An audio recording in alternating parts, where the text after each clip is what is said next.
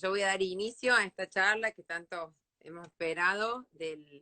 Este es otro encuentro que ha generado la Asociación Argentina de Derecho Procesal, con profesores invitados de extranjeros.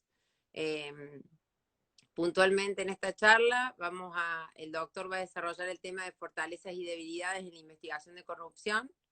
Realmente para la asociación es un placer contar con la presencia del doctor Jaime Antonio Retamal Herrera, y le agradezco yo en nombre de la asociación su participación y toda la predisposición que puso en todos estos días para poder charlar conmigo, para poder generar esta dinámica de trabajo, para poder probar toda la parte técnica. La verdad que el doctor tiene muchísimo trabajo y ya les va a contar, y lo he molestado más de un día seguido con cuestiones técnicas y cuestiones, digamos, que tienen que ver de la charla. Bueno, yo agradezco personalmente también a la Asociación Argentina de Derecho Procesal por esta invitación a moderar esta charla con el doctor, que para mí es un placer, especialmente a Jorge Rojas, que es su presidente, y a José Salgado, siempre son tan generosos conmigo y con todos los jóvenes procesalistas de la asociación. También agradezco a Vicky y a Romy, que ha sido un sostén importantísimo en esta charla. Si no fuera por ella, yo no podría estar transmitiendo este vivo. La verdad que muchas gracias. Y bueno, a Elenita Godoy, que ahí la veo, colega que nos contactó con el doctor Retamal, así que también le agradezco a ella. Contándoles, y ustedes más o menos ya saben, todos los que participan en esta charla, cómo es la modalidad. Vamos a tener unos primeros 60 minutos. En realidad, a las 6 de la tarde se corta el Instagram porque dura una hora, este tiempo para que el doctor pueda explayarse sobre el tema que hemos elegido para esta charla. Y después vamos a cortar y vamos a reanudar esta charla, y vamos a poder hacer en la segunda etapa, continuar un poquito más si el doctor necesita, con su exposición y con algunas preguntas que nos vayan haciendo ustedes que nos acompañan por acá por el chat del Instagram. Bueno, el próximo, no quiero dejar de invitarlos a la próxima charla del miércoles que viene, que tenemos un nuevo profesor invitado que va a hablar sobre el tema precedentes, un profesor en el caso de la charla del miércoles de Perú, que se llama Renzo Cavani. Y la salvedad que quiero hacer es que la charla del miércoles que viene va a ser a las 16 horas, Argentina, ¿no? Bueno, lo voy a presentar al doctor Retamal Herrera. Para mí es un placer y un honor presentarlo. El tema de él es fortalezas y debilidades en la investigación de corrupción, gran tema que vamos a tratar esta tarde. El doctor es licenciado en Ciencias Jurídicas y Sociales, abogado, es postitulado en Justicia Criminal y Sistema Acusatorio, es máster en Derecho Penal y Ciencias Penales, tiene maestría en Derecho. Actualmente, y de esto nos va a desarrollar el doctor, se desempeña como fiscal adjunto de la Fiscalía de Alta Complejidad, de la Fiscalía Regional Metropolitana Centro Norte de Santiago, o sea, desde el 2012 hasta la actualidad. Ha tenido muchísimos cargos vinculados digamos, a ser fiscal, a trabajar en la instrucción. Fue fiscal adjunto jefe de la Fiscalía Territorial de Santiago Norte, fue fiscal adjunto de la Fiscalía especializada en tráfico ilícito de drogas de la Fiscalía Regional Metropolitana Centro Norte. Fue abogado asesor de la Unidad Especializada de Tráfico de Drogas. También por concurso fue abogado del Consejo de la Defensa del Estado. Tiene muchísimas publicaciones, conferencias y cursos. Es docente en la Universidad Alberto Hurtado de Santiago de Chile de Derecho Penal, en cursos de pregrado y también en el posgrado. Fue profesor titular de Derecho Penal en la Universidad Nacional de Andes Bello. Tiene muchísimos antecedentes el doctor, que no voy a decir todo, pero señalar esto que me pareció lo más importante para que ustedes lo puedan conocer. Bueno, los dejo con el doctor para que no robarle más tiempo y pueda desarrollar el tema que hoy nos convoca, que es súper interesante. Bueno, muy buenas tardes a todos. Quiero partir agradeciendo naturalmente esta gentil invitación que me ha cursado la doctora María Elena Godoy y la gentil presentación que me ha hecho la doctora Cecilia Pérez, y saludar también a través de este medio a toda la Asociación Argentina de Derecho Procesal, ¿cierto?, que me ha cursado esta gentil invitación. Me unen con Argentina no tan solo una gran cordillera, ¿cierto?, sino que también grandes amigos que visito periódicamente, tanto en Buenos Aires como en Mendoza, algunos incluso que conocí en Barcelona. Quiero partir esta exposición tomándome 5 minutos para explicar muy brevemente el sistema penal chileno, ¿cierto?, para que se comprenda de buena forma la estructura que tenemos desde el punto de vista de la Fiscalía y del Poder Judicial chileno. Y luego, el restante, los restantes minutos que tengamos, naturalmente, dedicarme básicamente a dos grandes áreas vinculadas con fortalezas y debilidades en el ámbito de las investigaciones de corrupción. Me gustaría abordar un poco el ámbito institucional, esto es, abordar cuáles son algunos aspectos relevantes desde el punto de vista de la institucionalidad de la Fiscalía, del Poder Judicial y las policías, por un lado, y también abordar algunos tópicos vinculados a temas procesales u operativos, que creo que a los colegas argentinos, ¿cierto?, a la Asociación de Derecho Procesal les puede resultar bastante interesante. Estoy pensando, por ejemplo, en temas vinculados a las herramientas de investigación, los temas vinculados a las denuncias, la existencia o no de querellantes o acción popular, las posibilidades de reserva investigativa o filtraciones de investigaciones de esta naturaleza, ¿cierto? Hablar también de algunas medidas intrusivas, el secreto bancario, que es tan importante en este tipo de investigaciones, ¿cierto? Y ya ir terminando con prueba pericial, ¿cierto? Con tal vez mecanismos de cooperación eficaz o arrepentidos que ustedes entiendo que también tienen o utilizan, para ir finalizando también con los juicios orales que hemos podido realizar en relación con casos de corrupción. En cuanto a lo primero, ¿cierto? En cuanto al sistema penal chileno, tan solo recordar que desde el año 2000 tenemos un sistema de corte acusatorio, tenemos una fiscalía independiente, que es un organismo extrapoder. La fiscalía en Chile no depende del Poder Judicial, sino que es una entidad autónoma desde el punto de vista constitucional, con un fiscal nacional o general, con fiscales regionales y fiscales adjuntos, dentro de los cuales me encuentro yo, y además un Poder Judicial, naturalmente, a través de la estructura tradicional, con una Corte Suprema, Cortes de Apelaciones o Cámaras y tribunales de garantía que controlan la instrucción y además tribunales de juicio oral, ¿ya? Esa es la estructura general, naturalmente, y es la que permite a la Fiscalía abocarse fundamentalmente a labores investigativas y de sostén de la acusación penal. En cuanto a la estructura, ¿cierto?, institucional, el Ministerio Público es un órgano joven, como ustedes ya sospechan, es una creación legal del año 2000, en la cual se creó, ¿cierto?, de la nada el Ministerio Público, se designó al primer fiscal nacional y él fue designando progresivamente diversos fiscales regionales y se fue construyendo la reforma sobre la base del avance progresivo por regiones, ¿eh? Aquí hubo un avance progresivo de la reforma procesal penal hasta que llegó a la ciudad de Santiago y, en definitiva, la Fiscalía se ha logrado desempeñar, creo yo, con bastante autonomía, sin grandes problemas en el ámbito, ¿cierto?, de la delincuencia común, por así denominar, delincuencia contra la propiedad y, en general, delitos de común ocurrencia. Esto hasta que, en definitiva, la Fiscalía ya desde hace algunos años comenzó un grupo de investigaciones muy importantes en materia de financiamiento irregular de la política, vinculados naturalmente a casos de corrupción, y en donde se comenzó a identificar a grupos de personas, empresarios algunos, y algunas personas vinculadas a la clase política, parlamentarios, eh, grupos que obviamente fueron objeto de investigación, persecución penal, formalización y acusación, llevando a algunos de ellos a juicio oral. Aquí, bueno, vino el primer reto. El primer reto fue investigar naturalmente a personas que tienen posiciones de poder, ¿cierto? Parlamentarios, diputados, senadores, ¿cierto? O personas vinculadas a gobiernos, como subsecretarios o incluso ministros de Estado. Y aquí, bueno, hemos tenido naturalmente algunas dificultades en cuanto a que efectivamente en el contexto de este tipo de investigaciones, en general estas personas se han sentido tocadas por las investigaciones, ha habido algún tipo de estrategia en la cual estas personas se han sentido perseguidas políticamente, han señalado que en definitiva las investigaciones tienen por finalidad una finalidad política, tratando de defenderse, ¿cierto?, de las imputaciones justamente por algún tipo de motivación de esa naturaleza, ¿ya? No obstante ello, la Fiscalía ha intentado o ha realizado en realidad una labor fundamentalmente sobre la base de la cantidad o calidad de pruebas, ¿cierto?, que se ha podido reunir, y entiendo que la Fiscalía ha logrado mantener, ¿cierto?, algún grado importante de autonomía. ¿Ah?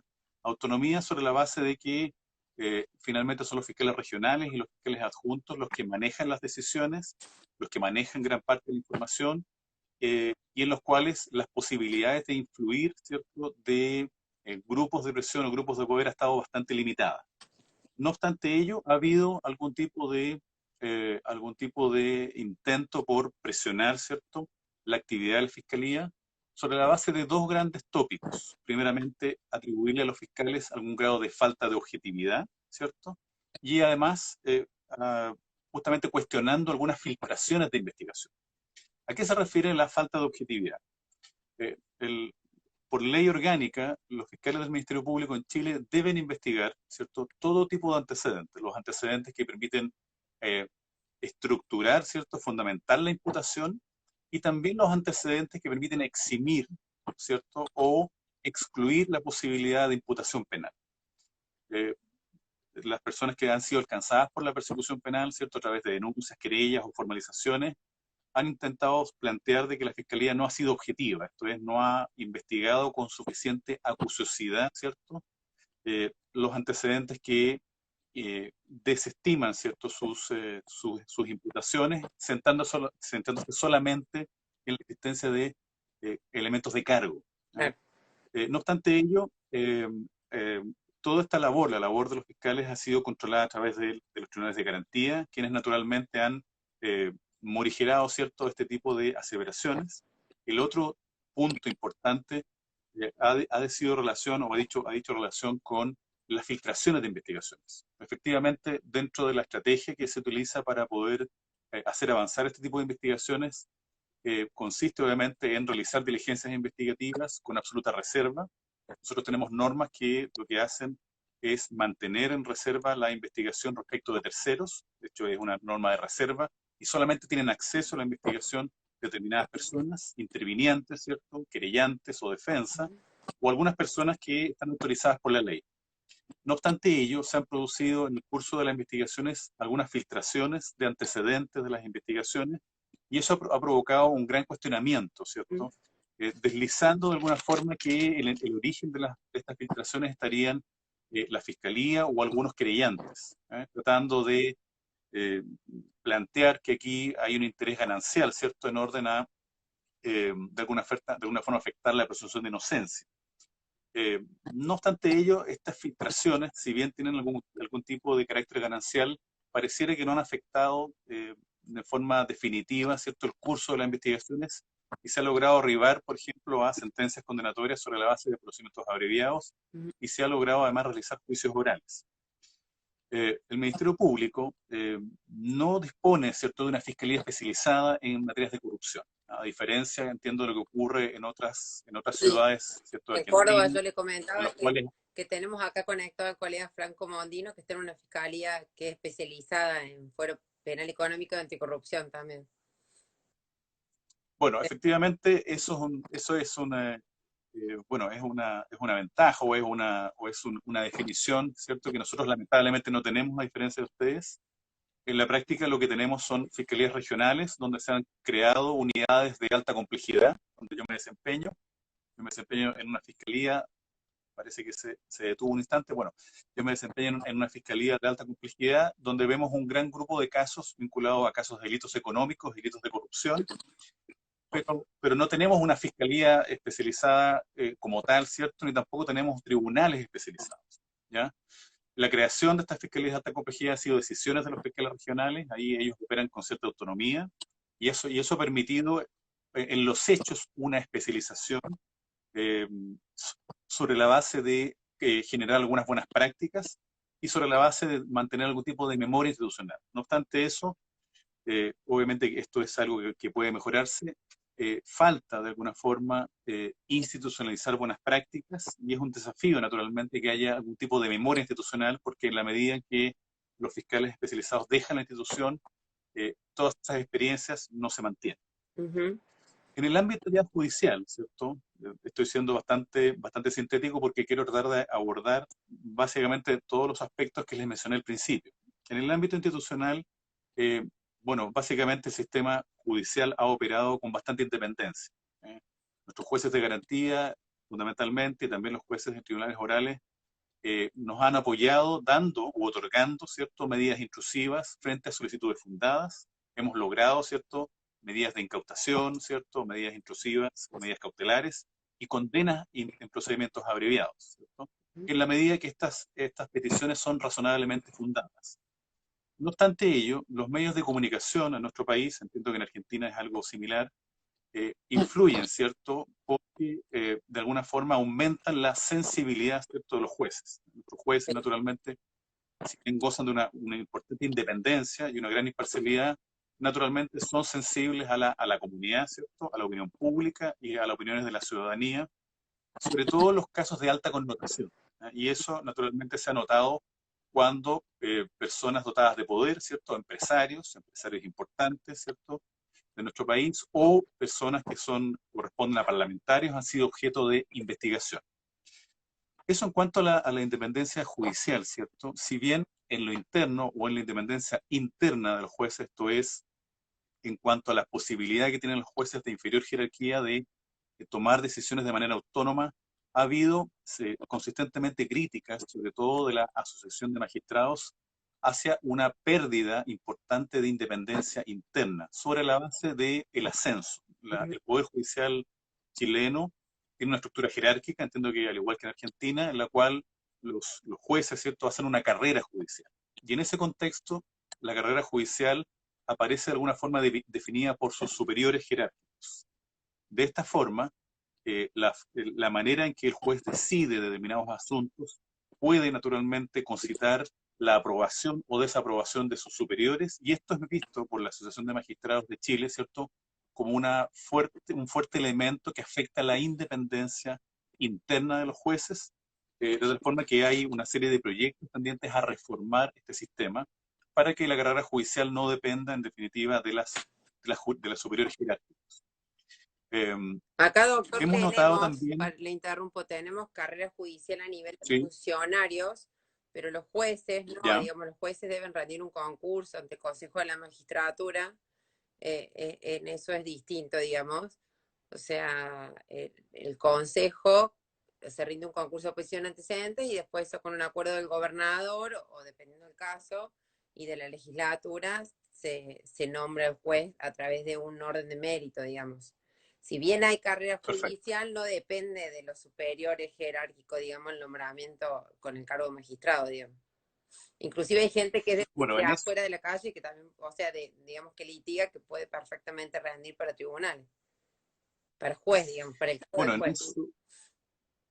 en eso la definición de ustedes es una definición que les da una mayor autonomía interna, entonces, a la justicia argentina, puesto que, en definitiva, el ascenso no depende naturalmente de las decisiones, ¿cierto?, o del favoritismo, por así decirlo, que haya en los jueces de instancias superiores. ¿Ya? Ahora bien, nuestra judicatura, lamentablemente también hay que decirlo, no goza de tribunales especiales en materia de corrupción. O sea, son nuestros jueces de garantía, ¿cierto? De nuestros jueces de tribunales orales, los mismos jueces que ven los casos de robos con intimidación, homicidio, abuso sexual o violación, los que también entran a conocer este tipo de casos, casos en materia de corrupción, cohecho, negociación incompatible u otros casos de esa envergadura. Ahí seguramente hace falta o sería bueno aumentar, ¿cierto?, algún nivel de especialización. Hay obviamente una serie de cursos de perfeccionamiento de parte de la Academia Judicial. Tenemos una Academia Judicial que lo que hace es hacer cursos de perfeccionamiento y de mejora, obviamente, de todas las capacidades de nuestros jueces, pero no disponemos en síntesis de jueces especializados en materia de corrupción. Y eso efectivamente en algunos casos puede constituir, ¿cierto?, un elemento que genere complejidad, sobre todo en el desarrollo de juicios orales, que es algo que yo les voy a comentar en algunos minutos. En cuanto a las policías, gozamos obviamente de policías especializadas. Al igual que ustedes, tenemos básicamente tres grandes brigadas que se dedican al ámbito de delitos económicos, al ámbito de delitos funcionarios y al ámbito de lavado de activos. Y aquí hemos logrado generar eh, dinámicas, ¿cierto?, o círculos virtuosos sobre la base de funcionarios que tienen experiencia y conocimiento en este tipo de investigaciones y que han logrado generar equipos de trabajo con los fiscales. No obstante ello, estas alianzas, ¿cierto?, en materia investigativa, son alianzas que se han estructurado todavía sobre la base de las confianzas que se generan entre determinados investigadores y determinados fiscales. Falta un fortalecimiento, ¿cierto?, en materia de que esto sea más bien una dinámica institucional, ¿cierto? Y que no haya, en definitiva, mayores o menores habilidades, ¿cierto?, blandas entre fiscales y investigadores, y que eso generen frutos, sino que en realidad sea una política mucho más institucionalizada o una política mucho más frecuente. Pasando ya a otro ámbito, voy muy rápido, si No, quieren podemos obviamente va después volver perfecto. en alguno de estos tópicos, ya sea que usted lo pregunte, doctora, o alguno Sí, de los miembros de la asociación me pregunte. Yo sí, sé sí, que esto totalmente. es una charla naturalmente, por lo cual estoy yendo un poco rápido, pero la verdad No, es que quiero perfecto, abordar una doctor. serie de aspectos Cualquier cosa yo lo que voy a pueden ser interrumpir. interesantes. Ningún problema, con todo gusto. En el ámbito más bien procesal u operativo, ¿cierto? Tenemos absoluta claridad que al igual que en Argentina, en Chile, la investigación, ¿cierto? El inicio de la investigación es crítico desde el punto de vista de las imputaciones formales. O sea, si hay algo que decide naturalmente los casos, y lo decide para bien y para mal, ¿cierto? Y su destino, es la calidad de la investigación, sobre todo en sus inicios o en sus primeras semanas o meses. No obstante ello, la legislación chilena no contempla herramientas especiales en materia de investigación. Nosotros contamos con herramientas especiales en materia de drogas, ¿cierto? Ley de drogas, en materia de lavado de activos, ¿cierto? En materia de ley de control de armas, pero en materia de corrupción no contamos con legislación o herramientas más bien especiales en medidas intrusivas. ¿Ah? Por ejemplo, algún favorecimiento en materia de interceptaciones telefónicas o el uso de algún tipo de agente encubierto o agente revelador que permita detectar, por ejemplo, la existencia de un funcionario público que está vinculándose con una actividad de cohecho. ¿Ah? Eso, no contamos con eso. Tenemos una reforma reciente del año 2018 que lo que ha hecho es introducir un mecanismo que ustedes conocen, que es el mecanismo del arrepentido, que nosotros denominamos cooperación eficaz. Es un mecanismo que nosotros ya conocíamos a propósito de la ley de drogas y que ahora se ha expandido naturalmente al ámbito de la corrupción. Resta por ver cuál es su eficacia, ¿no? Porque los casos que tenemos, los casos que estamos litigando ahora en juicio oral, son casos que todavía no habían sido alcanzados por esta modificación legal. Y una modificación de bastante importancia porque lo que hace en definitiva es permitir rebajas punitivas importantes en el caso de que se entregue información de calidad desconocida o se entregue a otro grupo de imputados, ¿cierto?, que no han sido alcanzados por la persecución penal. Por lo cual todavía es una incógnita, ¿cierto?, la operatividad de este mecanismo. Yo fui fiscal de drogas durante los años 2004 hasta el año 2011 y la cooperación eficaz, ¿cierto?, en el ámbito de drogas permitió desarticular grupos, ¿cierto?, grupos organizados, ¿cierto?, más o menos sofisticados de personas que se dedicaban a la distribución de grandes cantidades de cocaína. Logramos, de hecho, realizar con la ayuda del juez federal de Mendoza en su época y con la fiscal Obregón, me acuerdo, en Mendoza, una entrega vigilada internacional desde Asunción hasta Santiago.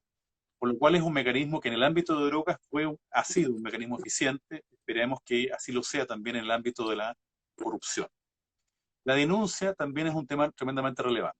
Tenemos naturalmente los funcionarios públicos todos obligaciones de denuncia, sobre todo o particularmente en los casos que llegan a conocimiento por nuestras funciones.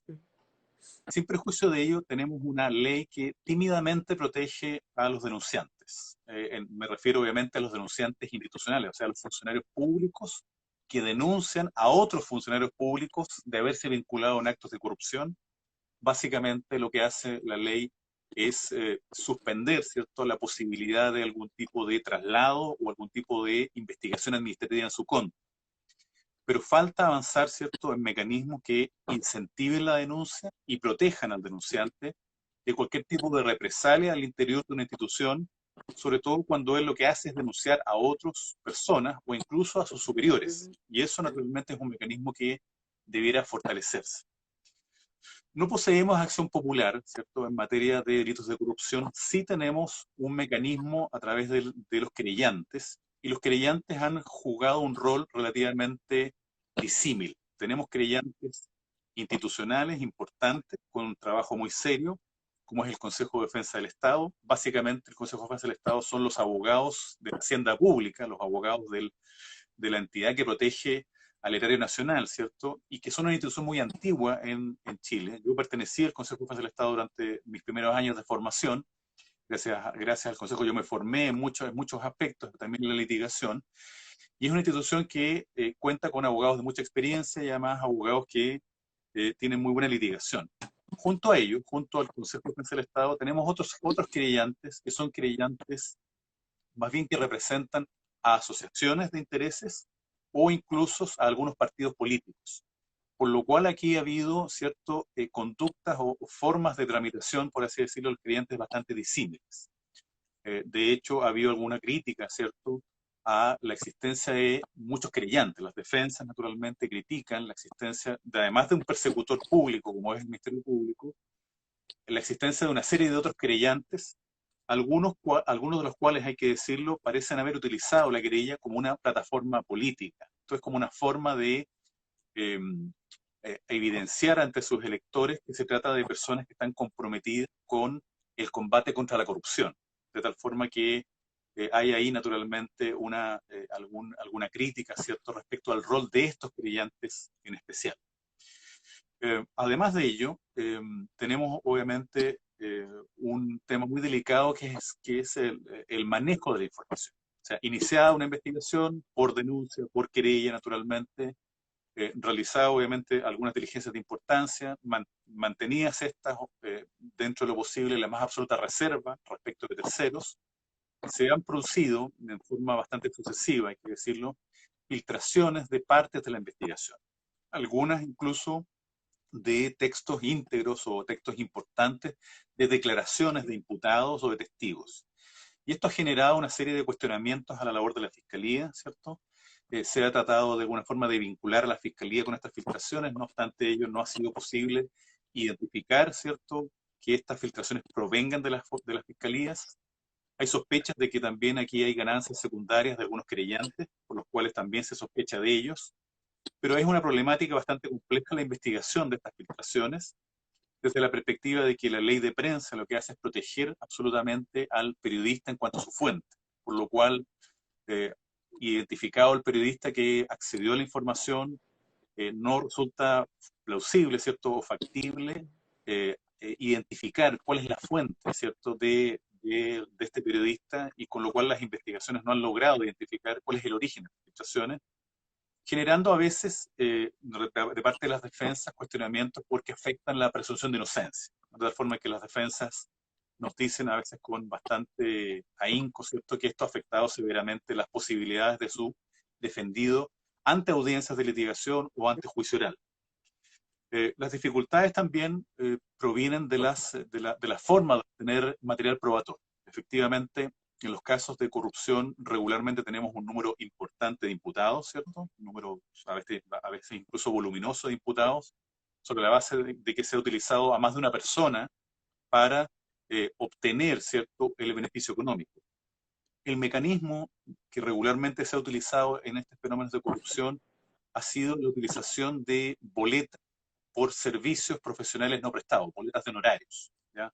De tal forma que en esta estructura, ¿cierto?, en este estereotipo, por así decirlo, lo que hay es un funcionario público, ¿cierto?, que recibe, ¿cierto?, una suma de dinero a través de terceras personas, en las cuales esos terceros lo que hacen es emitir una boleta de honorarios a una empresa, de tal forma que se triangula el dinero. El dinero proviene de una empresa, de un empresario, ¿cierto?, un grupo de personas que tienen también una posición económica de poder, se hacen llegar a determinada persona que emite una boleta de honorario y esos fondos se triangulan y se hacen llegar al funcionario público. Por lo cual hemos tenido investigaciones donde han habido numerosas personas que sirven de instrumento, doloso por cierto, para hacer llegar, ¿cierto?, estas sumas de dinero a los funcionarios públicos.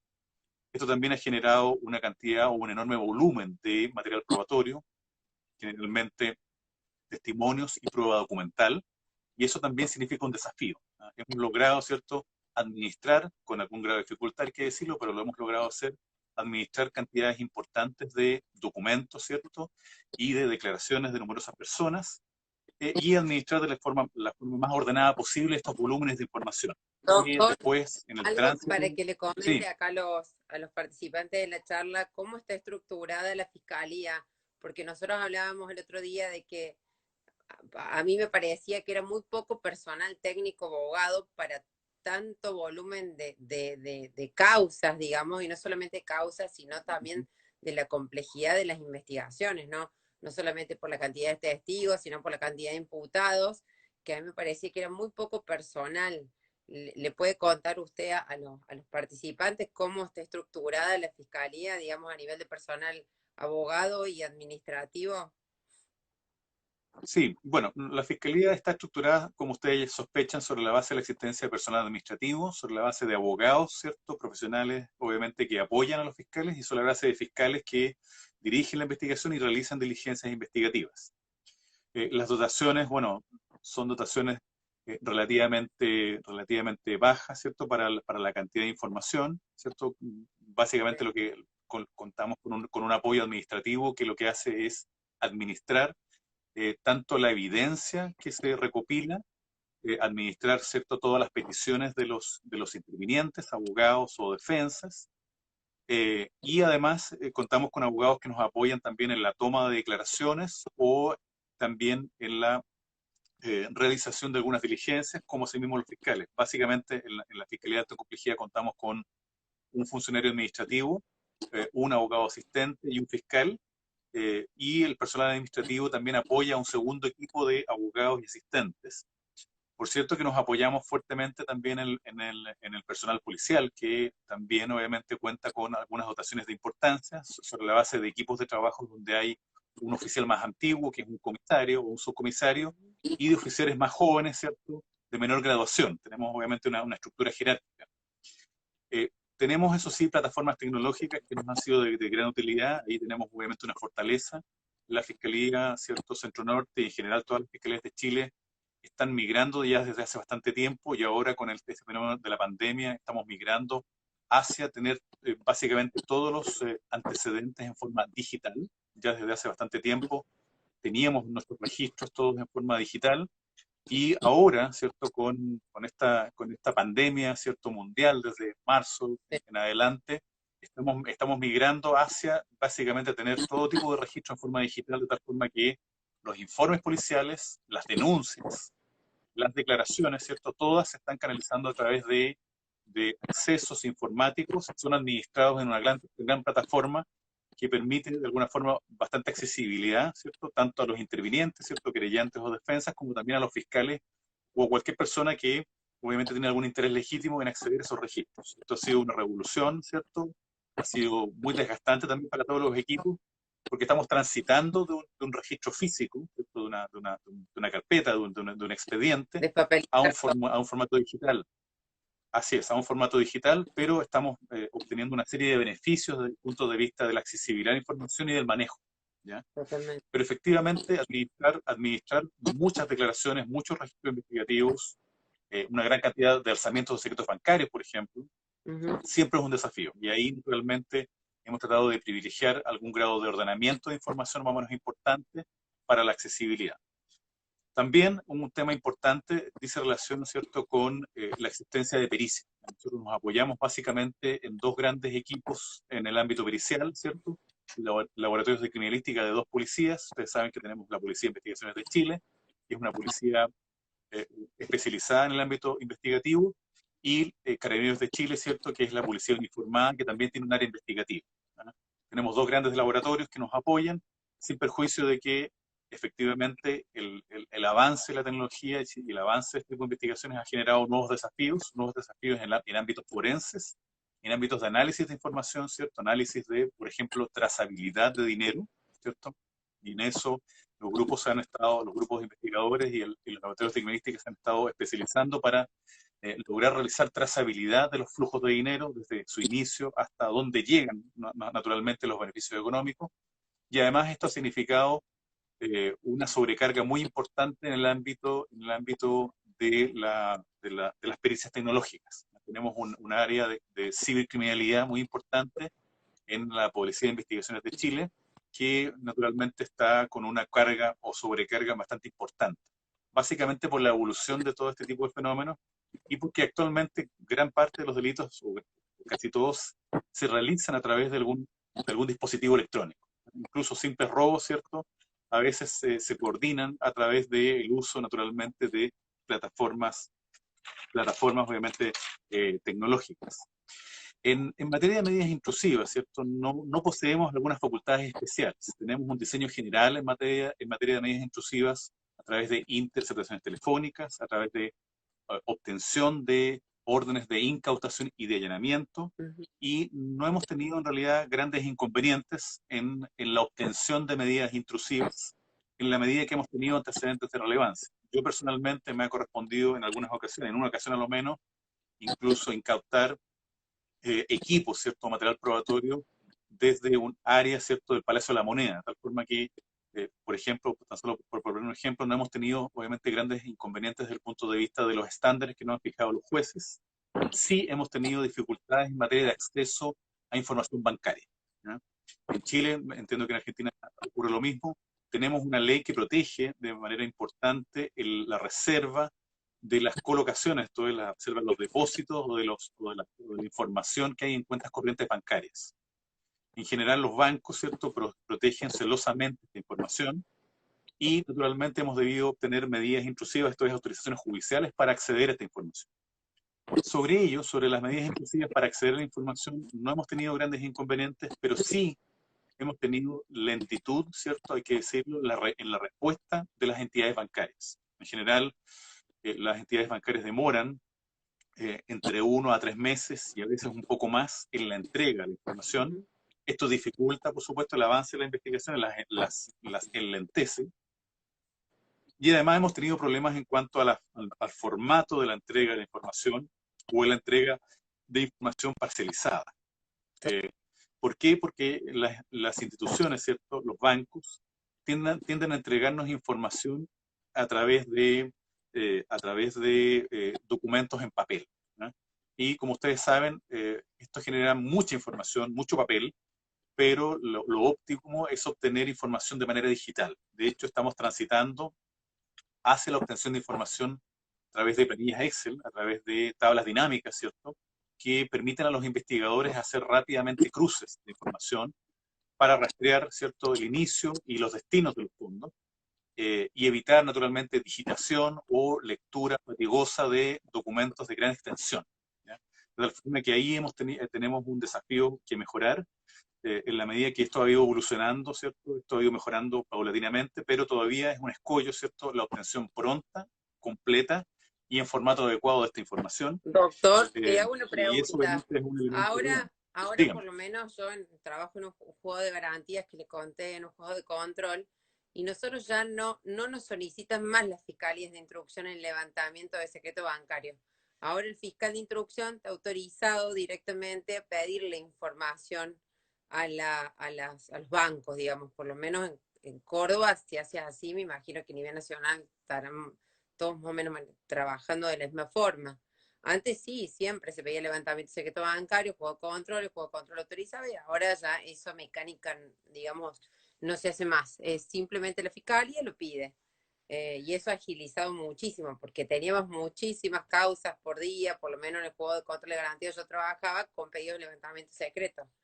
Y todos los oficios son digitalizados a los bancos, digamos. Tenemos cargado todo en el sistema, digamos, todos los bancos y se mandan oficios digitalizados y deberían ser las respuestas digitalizadas, pero no pasa eso, mandan todo en papel, digamos, directamente a la fiscalía. Eso es terrible. Eso coincido con usted que es Bueno, terrible. bueno, ustedes tienen una norma obviamente que representa un avance muy importante en el acceso a la información, Sí, por cierto. sí, sí, sí. Pero tal vez ustedes también debieran tratar de avanzar al igual que nosotros, aunque tenemos dificultades naturalmente, con que la entrega de la información sea en un formato que permita un trabajo policial con mayor agilidad. Totalmente. El papel, ¿cierto? O sea, tener cientos de papeles, ¿cierto? Imagínense ustedes si tenemos 20 o 30 imputados, cada uno con cuentas corrientes, ¿cierto? Cada uno con cuentas corrientes por año. Podemos tener naturalmente 10 o 20 archivadores solamente de cuentas corrientes. Una locura. y analizar toda esa información, identificar montos, identificar trazabilidad, ¿cierto? Dónde se origina el primer depósito, ¿cierto? Y dónde y cómo se distribuyen los dineros es tremendamente complejo en el papel. Es un trabajo muy engorroso, muy lento y además sujeto a errores. A errores tan básicos como digitar correcta o incorrectamente una cifra. Por eso nosotros hemos insistido, ¿cierto?, en las instituciones bancarias, en los bancos, en que nos entreguen la información en formato digital y que nos entreguen, obviamente, información que sea trabajable, por así decirlo, para agilizar, naturalmente, las investigaciones. ¿Ya? Doctor, Pasando a otro tema, vamos a dígame. cortar, finalizar el vivo y nos volvemos a conectar. Bueno, Porque ya son las ningún 57, así podemos empezar bien. De vuelta. con todo Así gusto, que lo espero de vuelta y lo vuelvo a conectar. ningún inconveniente. Muchas gracias. Empezamos de vuelta. Muy bien. Bueno, Doc, entonces seguimos con su presentación y yo cualquier cosa lo voy a ir interrumpiendo y después que usted finalice vamos a ir a las preguntas que han escrito muchas acá todo el público que hoy nos acompaña. Con todo gusto. Quería abarcar dos o tres temas más que me parece que pueden ser de interés, ¿cierto? Pensando en que finalmente los fenómenos de corrupción en Argentina y Chile no son tan distintos y las problemáticas, ¿cierto?, vinculadas a este tipo de investigaciones deben ser bastante similares. Un tema que nos ha generado, ¿cierto?, una ralentización y una complejidad adicional ha sido el tema de los fueros. Esto es Sí. la necesidad de obtener, ¿cierto?, de parte de determinadas personas que tienen cargos públicos de importancia, una autorización generalmente de la Corte, ¿cierto?, de la Corte de Apelaciones y de la Corte Suprema para poder proceder criminalmente en su contra. Es el caso de los parlamentarios, ¿cierto?, los senadores, los diputados, y finalmente aquí se han producido dos fenómenos. El primer fenómeno ha sido una ralentización, o sea, ir a un tribunal colegiado, ¿cierto?, una corte integrada por un número importante de miembros y luego por vía recursiva llegar incluso al Tribunal Supremo, a la Corte Suprema chilena, ha generado una ralentización, o sea, una dilación, ¿cierto?, de estas investigaciones, porque naturalmente las cortes tienen una carga importante, ¿cierto?, y porque este tipo de decisiones no son decisiones sencillas, de tal forma que la presencia de uno o más imputados con fuero, un diputado, o una diputada, un senador, ha generado una lentitud adicional a este tipo de investigaciones y además ha generado de alguna forma eh, eh, un pequeño antejuicio. ¿Ah? Y ahí ha habido algún tipo de jurisprudencia vacilante. Yo no conozco naturalmente en detalle la jurisprudencia argentina en esta materia. Yo no sé si en definitiva el fuero que ustedes poseen es un fuero simplemente de admisibilidad, ¿cierto? O es un fuero de mérito. ¿Ya? Nosotros siempre hemos sostenido que todos estos procedimientos de fuero son procedimientos que lo que hacen es controlar de alguna forma acusaciones, imputaciones infundadas, pero naturalmente no le corresponde al tribunal que decreta el desafuero, ¿cierto? Que le quita el fuero a la autoridad, Sí. dar un pronunciamiento de mérito de fondo. ¿Eh?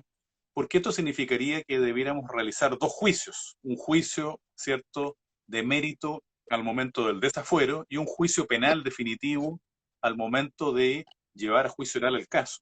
¿Ya? Uh-huh. No obstante ello, las defensas, con cierta habilidad hay que decirlo, tratan o intentan naturalmente que los juicios o los procedimientos de desafuero sean particularmente exigentes. O sea, de alguna forma que las cortes se pronuncien acerca incluso del destino final, ¿cierto?, del mérito de la investigación.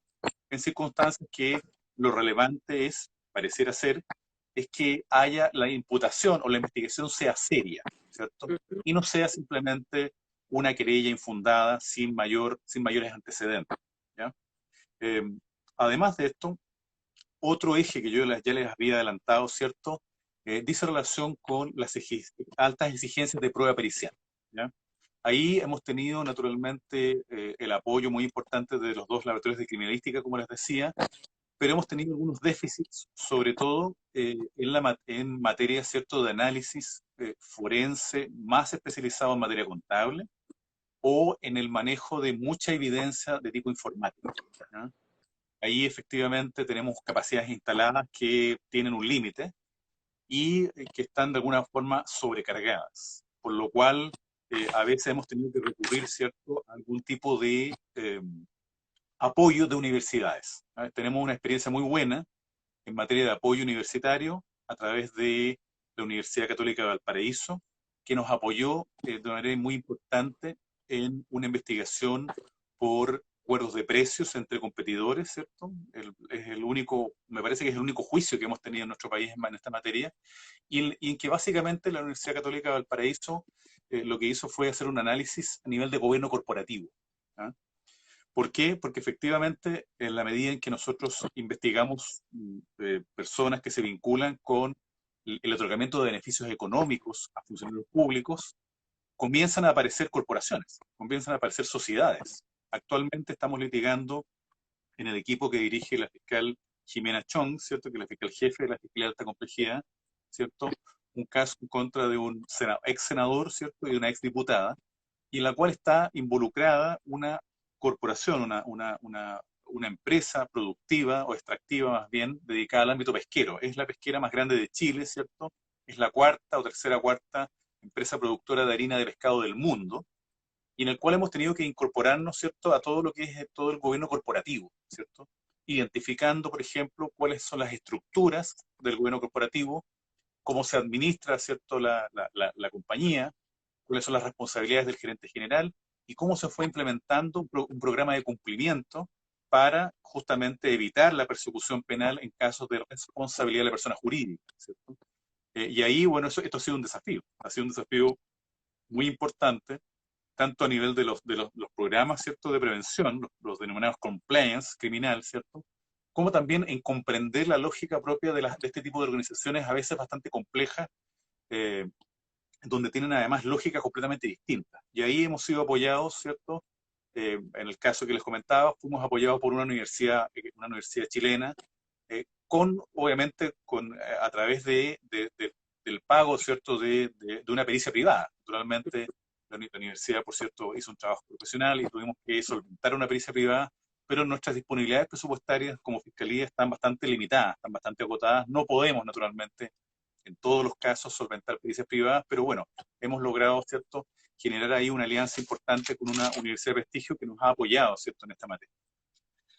En materia de, bueno, básicamente de ya el uso, por ejemplo, de la prisión preventiva y el desarrollo de juicios orales para ir terminando, ¿sí? Prejuicio que podamos ver otros aspectos, ¿cierto?, que a ustedes les interese, a usted, doctora, o alguno Sí. de los colegas argentinos, ¿cierto? Eh, el uso de la prisión preventiva, ¿cierto?, ha tenido un uso bastante acotado o moderado. El cambio del sistema, ¿cierto?, el cambio de un sistema totalmente inquisitivo, donde se usó, y tal vez hay que decirlo, se abusó de la prisión preventiva, significó acotar, ¿cierto?, limitar las prisiones preventivas básicamente a casos donde había una necesidad de cautela importante. Y en materia de delitos de corrupción esto no ha sido la excepción. Ha habido una racionalidad de la prisión preventiva, ha habido un uso acotado, que ha estado de alguna forma mediado por la penalidad relativamente baja de los casos de cohecho. De hecho, eso ha sido fuente de una gran crítica a nivel de la ciudadanía, ¿cierto?, y a nivel de los medios de comunicación, porque hasta la última reforma, que ya hubo una reforma de importancia del año 2018, las penalidades por los casos de cohecho o corrupción eran penalidades relativamente bajas, penas de presidio menor, ¿cierto?, en su grado mínimo a medio, penas bastante exiguas. Y eso naturalmente conspiraba en contra de la posibilidad de una medida de intensidad como es la prisión preventiva, la cual se fue usando o se ha usado solamente en casos de reiteración o en casos en los cuales los montos involucrados producto de los fraudes al Estado, ¿cierto?, o producto de los casos de corrupción han sido exorbitantes. Hemos tenido básicamente solamente un par de casos donde ha habido prisiones preventivas, el caso de un senador, el caso de dos empresarios de importancia, pero han sido de corta duración. De tal forma que eh, obviamente las necesidades de la prisión preventiva han estado bastante acotadas. Aquí hay que decirlo, nuestra comunidad, básicamente la ciudadanía, advierte la presencia de la prisión preventiva una especie de pena simbólica. No obstante que desde la Fiscalía nosotros hemos tratado de concientizar a nuestra comunidad de que la prisión preventiva tiene un fin instrumental naturalmente y no constituye una pena. Nuestra comunidad, entiendo que en Argentina pasa algo similar, ve, ¿cierto?, con bastante buenos ojos, por así decirlo, que en casos graves de corrupción haya prontamente una prisión preventiva, y se ve manifiestamente insatisfecha, ¿cierto?, cuando en casos graves de corrupción no hay inmediatamente o prontamente una prisión para los responsables. ¿Ah? Desafortunadamente, en nuestras latitudes pareciera que la prisión preventiva opera, ¿cierto?, como una pena simbólica, no obstante que ese no es su fin, ¿cierto?, legislativo, ni su fin instrumental, ¿ya? El desarrollo de los juicios orales, naturalmente, ha sido un tema extremadamente exigente. Eh, y ya estoy terminando, ¿cierto?, sin prejuicio de que quiera usted abordar otros temas, ¿cierto?, a su entero gusto. Los juicios orales que ha habido en materia de casos de corrupción han sido relativamente bajos, hay que decirlo. No hemos tenido un gran número de juicios, hablando un poco de estadísticas en general, eh, las formas de solución, ¿cierto?, de este tipo de casos han sido a través de procedimientos abreviados. Esto significa básicamente que ha habido un acuerdo, ¿cierto?, entre la Fiscalía y la Defensa en ordenado término, ¿cierto?, de estas investigaciones sobre la base de aceptar los hechos y los antecedentes investigativos, con una pena, ¿cierto?, de menor entidad, y sobre la base de que el acusado o imputado acepta, ¿cierto?, o reconoce su responsabilidad, obviamente accediendo a penas de menor entidad, ¿ya?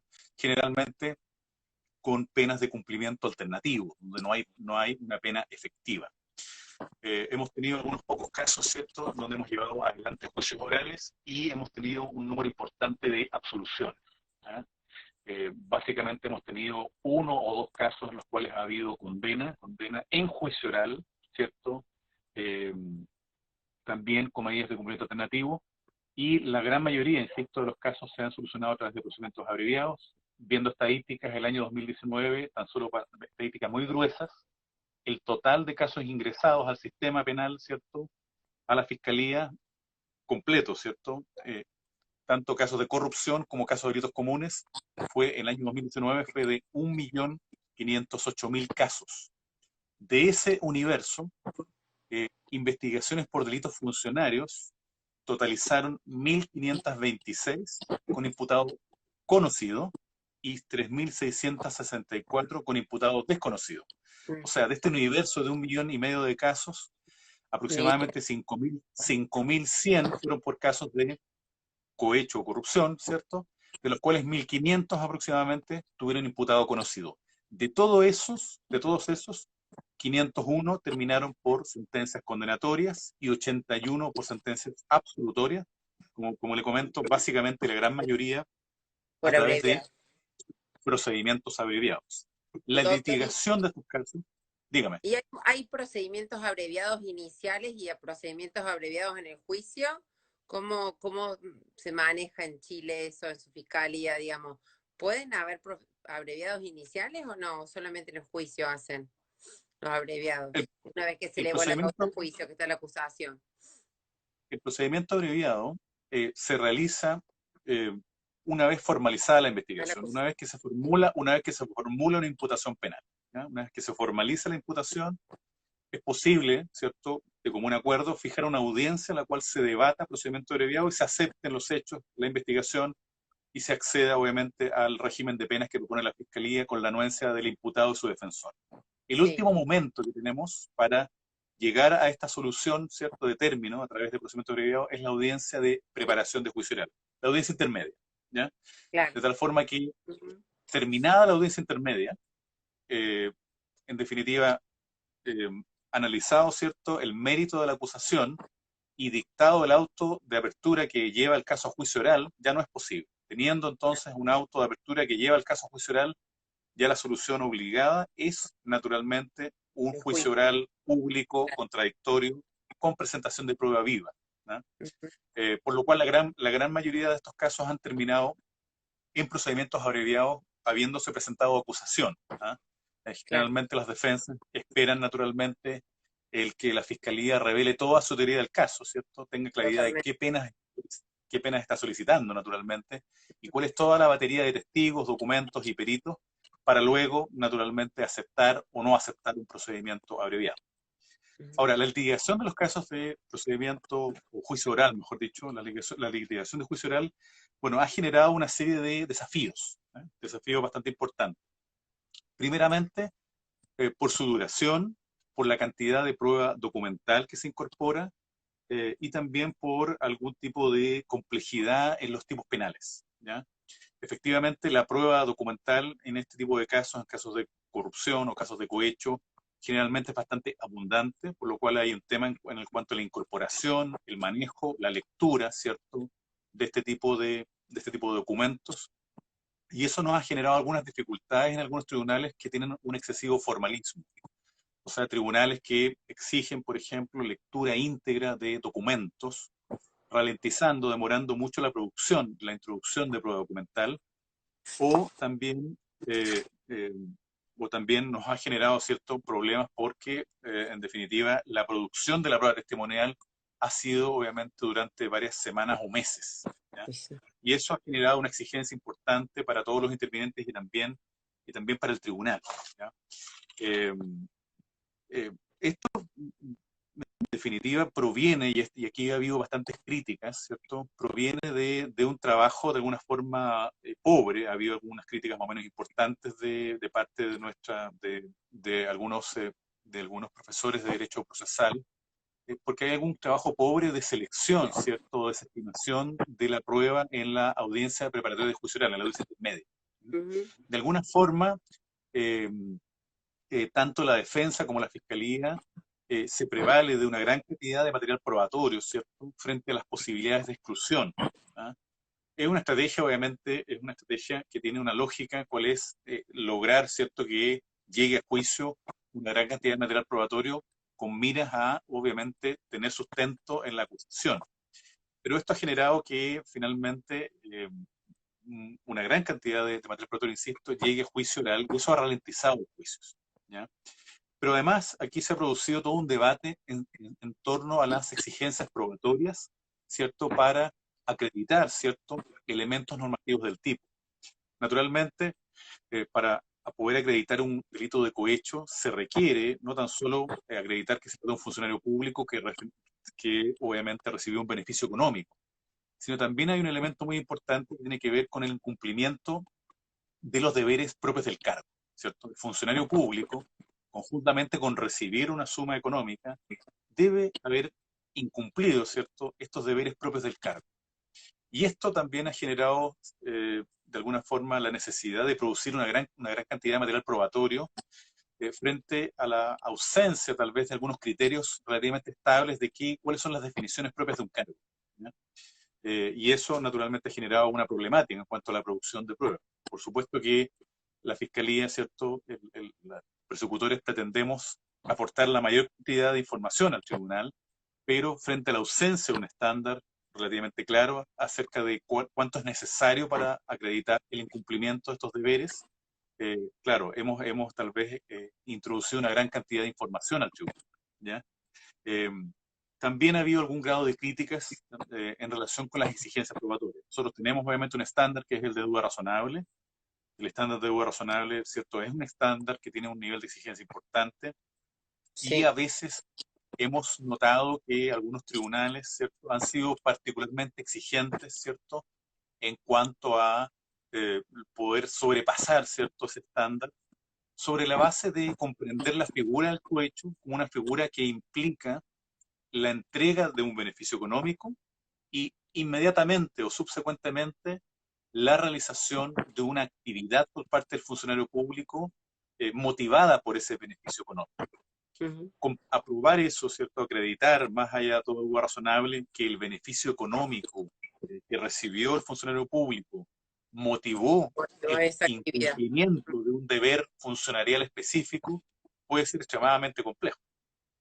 Incluso probado que el ingreso de sumas de dinero está en las cuentas corrientes, un funcionario público, una persona que realiza una actividad lícita, puede tener una serie de fórmulas de excepcionarse, ¿cierto?, de justificar ese incremento patrimonial.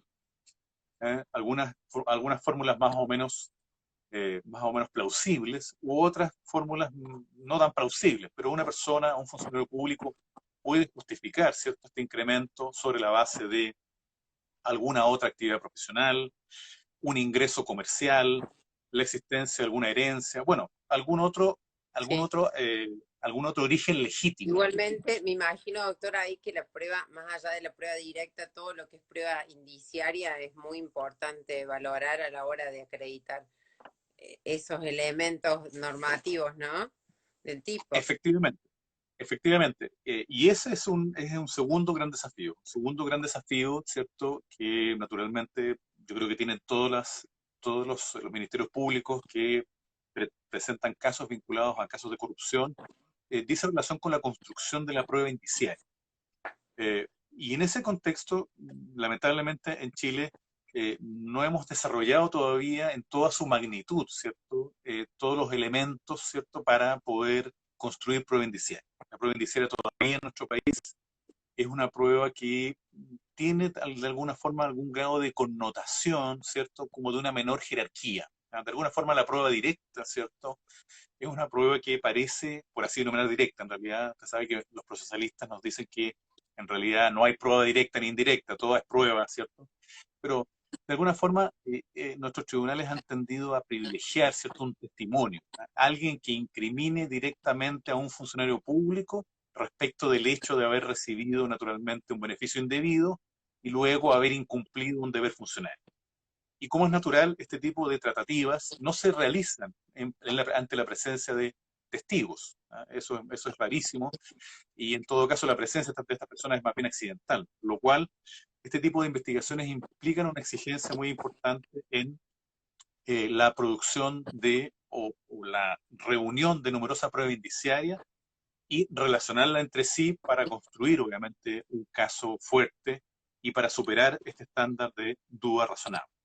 Termino ya con dos Sí. tópicos más jurídicos que tal vez pueden ser de interés. Tengo dudas de si son temas que se han generado, ¿cierto?, en la Argentina. Uno dice relación con el traspaso de material probatorio desde sede administrativa a sede judicial o jurisdiccional, y otro, las posibilidades de non bis in idem sobre la base de la existencia de sanciones administrativas previas.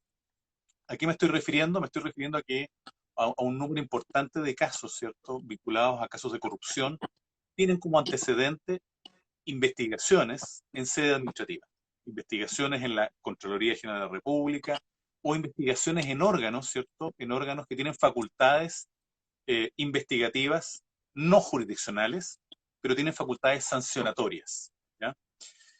Por ejemplo, todas las superintendencias de bancos, las superintendencias de cualquier área, ¿cierto?, tienen facultades para iniciar investigaciones de tipo administrativo, interrogar a determinadas personas y luego de eso administrar, ¿cierto?, algún tipo de procedimiento sancionatorio.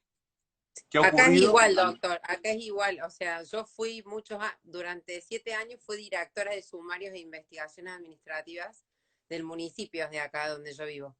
eh, Ujú. Donde, digamos, y así muchos organismos a nivel provincial y nacional tienen su propia dirección de sumarios que realiza la investigación administrativa, bueno, el procedimiento administrativo sancionador y aplica sanciones, obviamente, administrativas, distinto a lo que es el fuero penal, ¿no? Totalmente separado. Pero están muy Bueno, vinculadas, como usted dice, totalmente vinculadas. bueno, entonces lo que ha pasado, el fenómeno que se ha producido es que personas que son imputadas en sede administrativa, ¿cierto?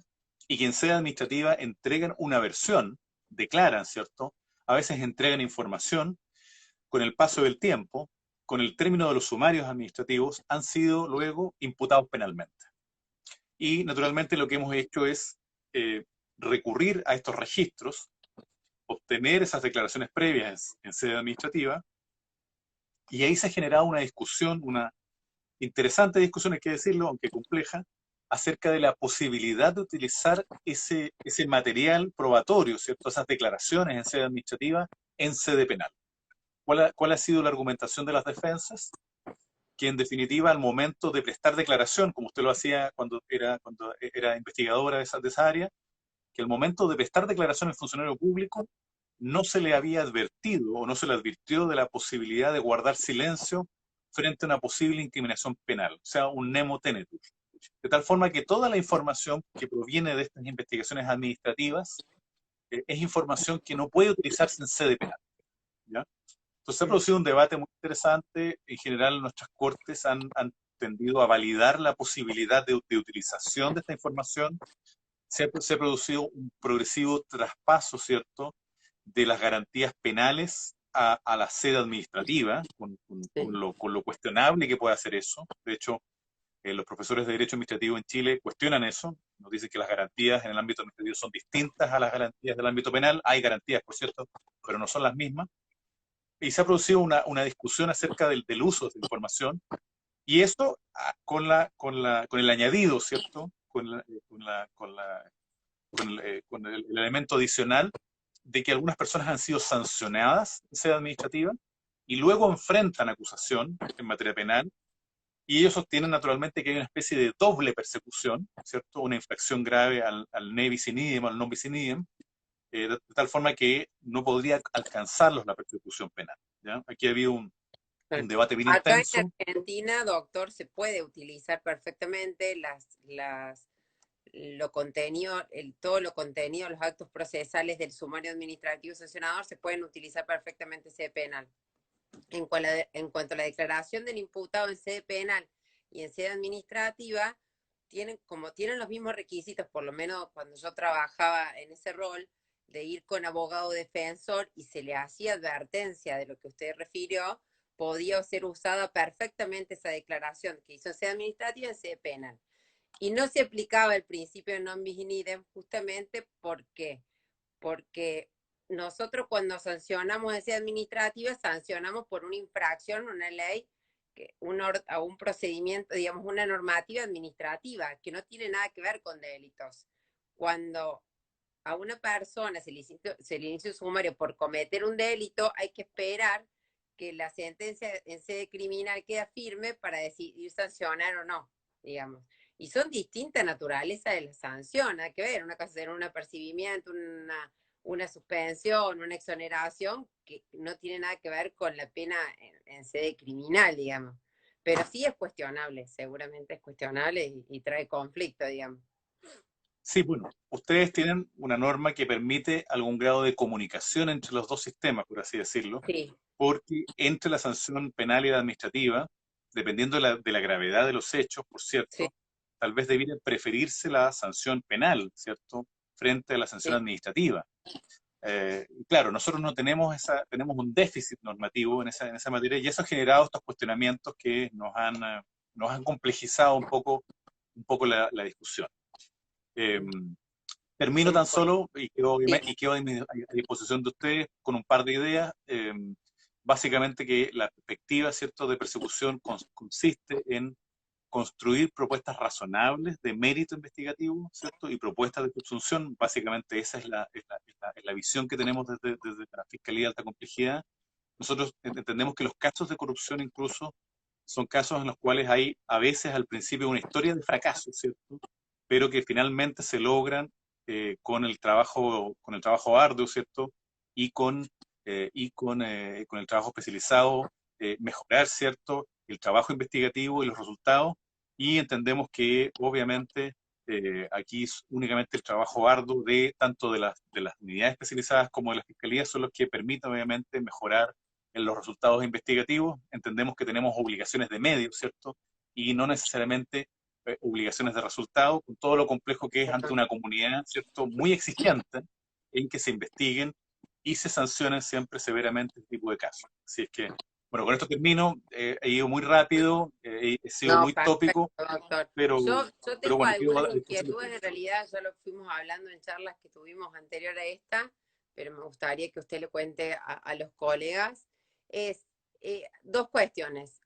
Algo vinculado, digamos, a la suspensión del juicio de prueba, que usted ya me dio su respuesta por privada, pero para que le cuente a los participantes de esa charla, si se utiliza el instituto de la suspensión del juicio de prueba, o se ha pedido la probation en alguno de estos casos de corrupción, o si han pedido la aplicación, sí, o la aplicación de algún criterio de oportunidad, por ejemplo, plantean la reparación integral del daño, entonces como consecuencia de eso que se extinga la acción penal.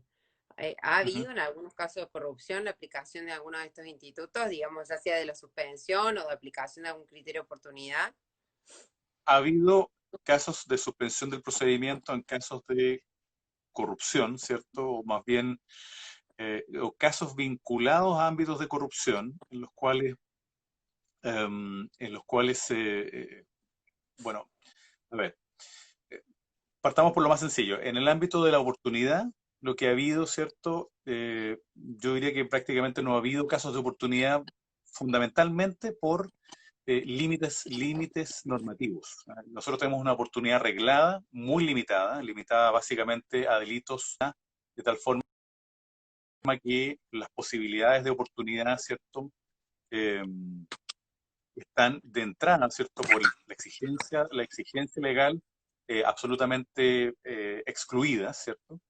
Y porque generalmente lo que hay en estos casos es la participación de algún creyente, ¿cierto? Que Ujú, impide la posibilidad de un principio de oportunidad.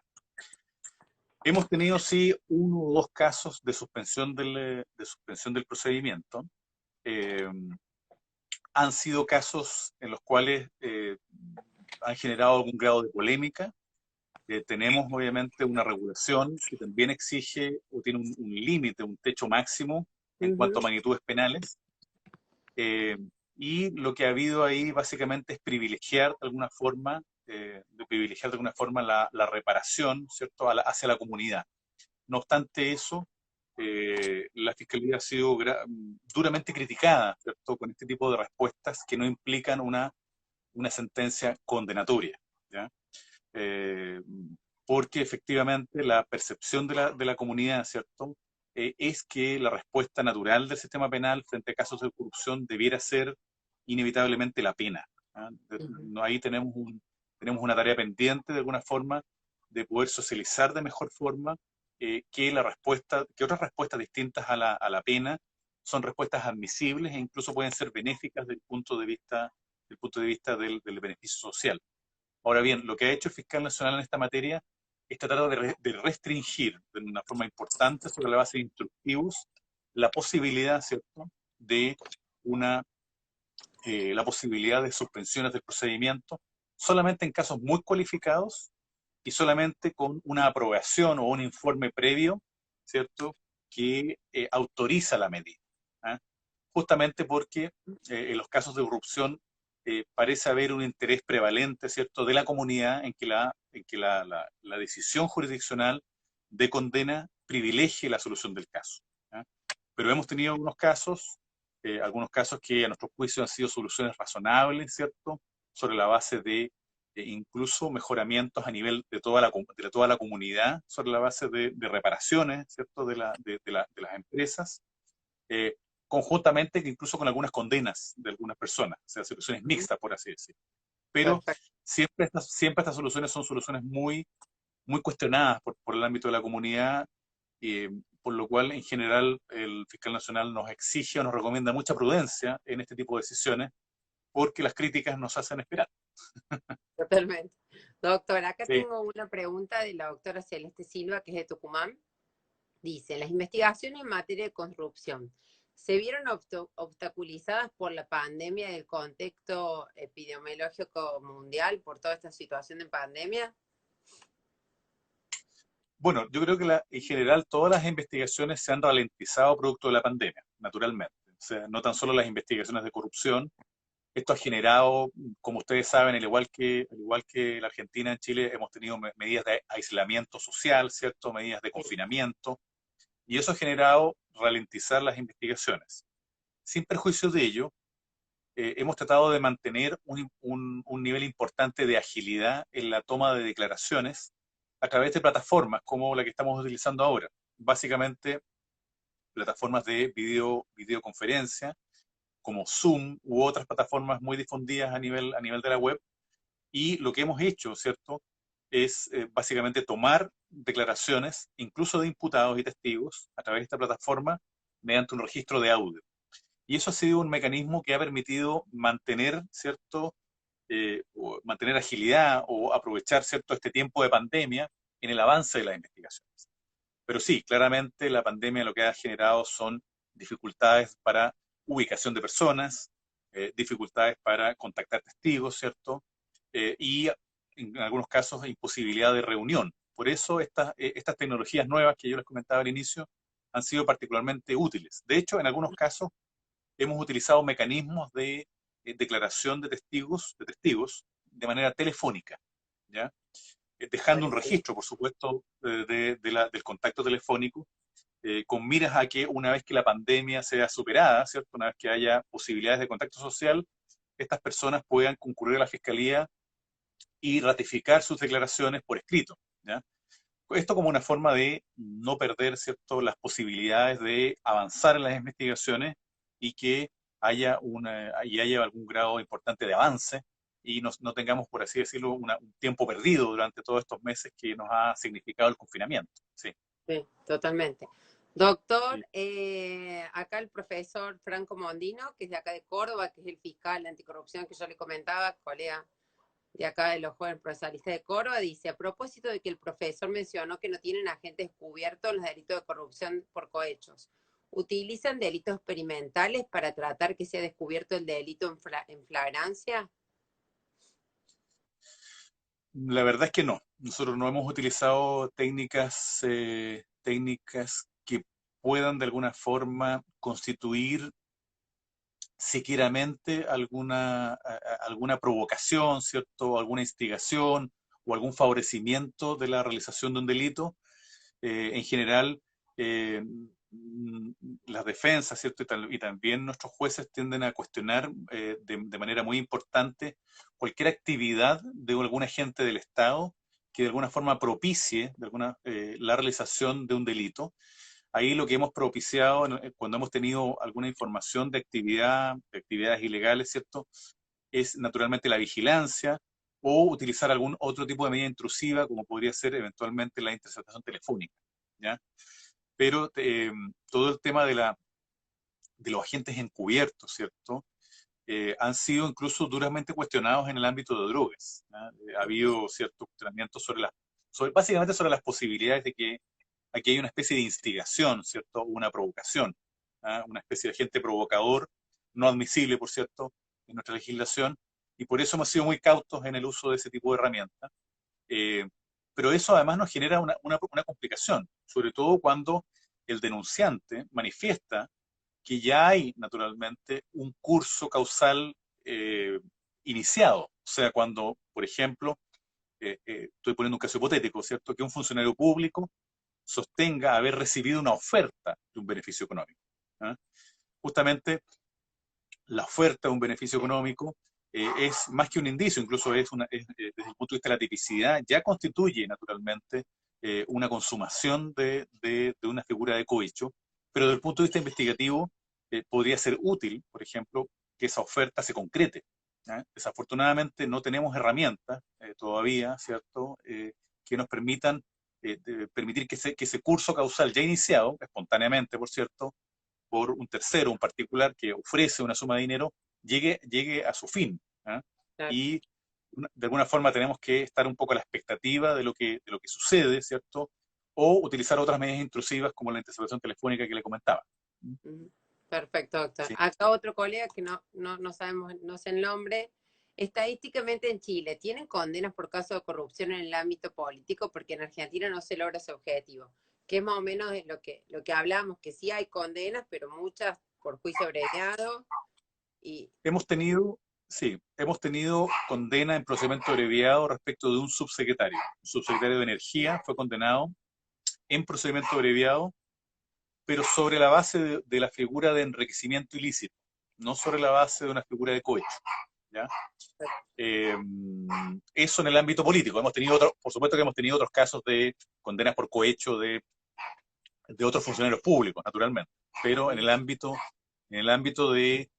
político, por ejemplo, es la condena que le acabo de mencionar en el ámbito de un procedimiento abreviado y está pendiente, confiamos en las próximas semanas terminar la litigación de un juicio oral en contra de un ex senador y de una ex diputada, que es el caso que les comentaba durante la exposición, eh, que es un caso tremendamente relevante para nosotros, ¿cierto? Yo formo parte de ese equipo de litigación y esperamos terminarlo prontamente, terminarlo durante septiembre para tener ojalá una condena en los próximos meses, ¿cierto? En los próximos meses me parece, si no me falla la memoria, que es el primer caso de juicio oral en contra de un senador y una diputada en Chile, llevado a juicio oral.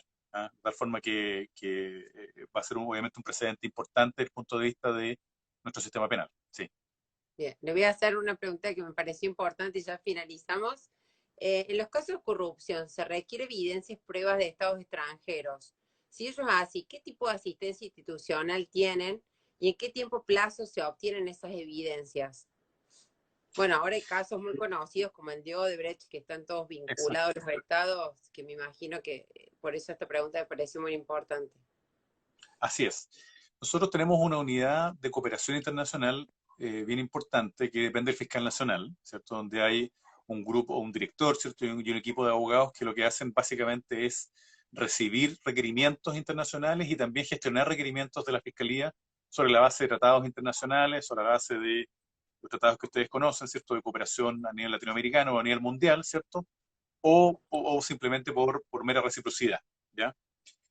Nosotros no hemos tenido, a diferencia del resto de Latinoamérica, sobre todo Brasil, ¿cierto? Con el resto de Latinoamérica, contactos tan estrechos por Odebrecht o por Lavallato. Sí hemos tenido experiencias en que se ha compartido información eh, en un caso de financiamiento irregular de la política, en el cual eh, la fiscal jefe de mi fiscalía tomó contacto, ¿cierto?, de manera directa con los fiscales brasileños en Brasilia. Ujú. Los tiempos son tiempos propios, obviamente, de los requerimientos internacionales, tienden a ser tiempos importantes, desafortunadamente, no obstante que siempre, obviamente, tratamos de darle la mayor agilidad. Pero no tenemos, hay que decirlo, una experiencia, ¿cierto?, muy importante en materia de cooperación internacional, ¿cierto?, desde el exterior hacia nosotros. Nosotros sí, a nosotros nos ha correspondido brindar cooperación en algunos casos. De hecho, nosotros recibimos periódicamente requerimientos de la Argentina, ¿cierto?, de diversas fiscalías y diversos jueces incluso, y ahí hemos tratado de colaborar de la mejor forma posible, pero son requerimientos que a veces, lamentablemente, tienen una lentitud bastante importante, hay que decirlo. Perfecto, doctor. Bueno, lo dejamos liberado. Solamente le vuelvo a agradecer la participación hoy en esta charla tan importante. Para mí fue un honor poder estar charlando con usted esta tarde y para la Asociación Argentina de Derecho Procesal también. Así que sabemos que su tiempo es poco el tiempo libre que tiene para dedicarle a estas cosas y que nos haya donado este tiempo ha sido para nosotros un honor. Así que le agradezco mucho. Los despido a todos los participantes en esta charla. Antes de cederle la última palabra al doctor, quiero recordarles que el próximo miércoles tenemos una nueva charla con un profesor invitado de Perú, el doctor Renzo Cavani, que va a hablar sobre precedentes judiciales. Va a estar moderado por el doctor Leonardo González Amar, que es de acá un colega cordobés. Así que bueno, los esperamos el miércoles que viene a las 16 horas. Recuerden que en eso cambia el horario. Doctor. Doctora, mire, los agradecimientos son míos. Para mí ha sido un privilegio poder estar con usted y con todos los colegas de Argentina.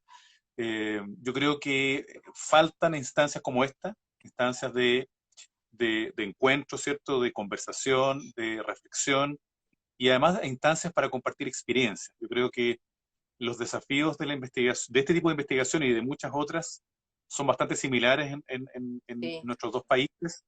Yo tengo una gran admiración y un gran respeto por todo el trabajo que hacen ustedes, ¿cierto?, en materia investigativa, ¿cierto? He tenido el privilegio de, además de realizar algún tipo de actividad docente en Salta y también con alguna actividad también en Tucumán, esta vez a través de medios tecnológicos. No he tenido el privilegio Ujú. de conocer San Miguel de Tucumán, pero espero que este sea el inicio de tal vez de una de muchas, ¿cierto?, instancias de comunicación, de cooperación y de compartir experiencias. Yo creo que como desde el punto de vista de las comunidades jurídicas que hay en ambos países, la comunicación y la reflexión conjunta son instancias tremendamente valiosas. Le agradezco mucho toda su gentileza en haberme acogido hoy día y cuente conmigo, ¿cierto?, para una futura reunión o charla dentro de las Por posibilidades que supuesto, tenemos. doctor. Ahora vamos a aprovechar Y que estamos en contacto directo para seguir con este tipo de charlas con usted, que nos encantó. Muchísimas, Con mucho muchísimas gusto, gracias. con mucho Espero gusto, que que nos tenga veamos excelente. pronto, doctor. Eso espero yo también. Yo no conozco Córdoba, me han hablado maravillas de su ciudad, espero conocerla prontamente, ojalá que esta pandemia amaine para Acá poder lo viajar. saluda Elena Godoy por el chat, el doctor Jorge Rojas, que es el presidente de la Asociación Argentina. Le agradece muchísimo la participación hoy en esta charla. La verdad que fue un No, placer para todos los mi asistentes. agradecimiento, mi agradecimiento es para Marilena, a quien conozco hace muchos años y ha sido realmente un gusto compartir con todos ustedes. Que tengan una excelente tarde y cuídense mucho Igualmente. esta pandemia. ¿Eh? Bueno, igualmente, doctor, un beso grande. Chao, chao. Hasta luego, Chao, hasta hasta luego, luego. Chao a hasta todos. luego.